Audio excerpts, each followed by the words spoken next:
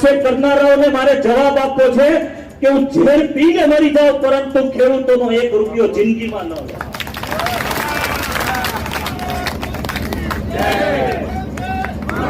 વિસાવદરની પેટા ચૂંટણી અત્યારે એટલી બધી ચર્ચામાં આવી છે કે આના વિશે વાત જ ના કરો। જે આ મિત્રો વાત કીધો ઘણા બધા લોકો છે એ ગોપાલ ઇટાલિયાના સપોર્ટની અંદર આવ્યા છે, તે એવું કહી રહ્યા છે કે મિત્રો વાત કીધો ખેડૂત માટે ભગવાન કહેવાય એવા મિત્રો ગોપાલભાઈ ઇટાલિયા જ આ વખતે મિત્રો વાત કીધો આમ આદમી પાર્ટીના નેતા છે, તે જ મિત્રો વિસાવદરની અંદર વિજય થવાના છે। હવે મિત્રો આની અંદર ભાજપના નેતા કિરીટભાઈ પટેલ પણ ખુલ્લેઆમ મિત્રો મેદાનમાં છે, એના સપોર્ટની અંદર પણ ઘણા બધા લોકો મિત્રો મેદાનમાં આવ્યા છે ભાજપના સપોર્ટની અંદર।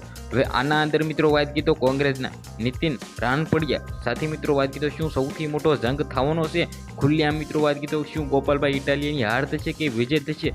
ખાસ કરીને વિડીયો ચાલુ કરી એની પહેલાં તમે બધા લોકો કોને સપોર્ટ કરો છો ને તમે વિસાવદરની અંદર કોને તો વિજય થવા માંગો છો અથવા જોવા માંગો છો એ પણ મને એક સારી એવી કમેન્ટ કરી દેજો। ખાસ કરીને ચેનલમાં પહેલી વાર આવી તો ભાઈઓ સબસ્ક્રાઈબ કરીને વિડીયો બને એટલો શેર કરવાનું ભૂલતા નહીં। તમને લોકોને ખબર છે કે અત્યારે ગુજરાતની અંદર વિસાવદરની પેટા ચૂંટણીની અંદર જ્યાંથી જ 3 ઉમેદવારોના નામ જાહેર થયા છે।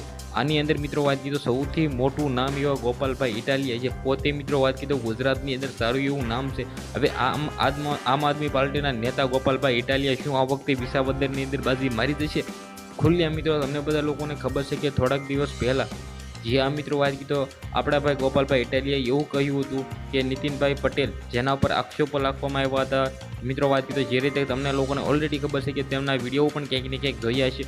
હવે મિત્રો શું ગોપાલભાઈ ઇટાલિયા આ વખતે બાજી મારી જશે? ખાસ કરીને મિત્રો વાત કીધો આ વખતની જે પેટા ચૂંટણી છે આપણે વિસાવદરની અંદર જોયા જેવું થવાનું છે।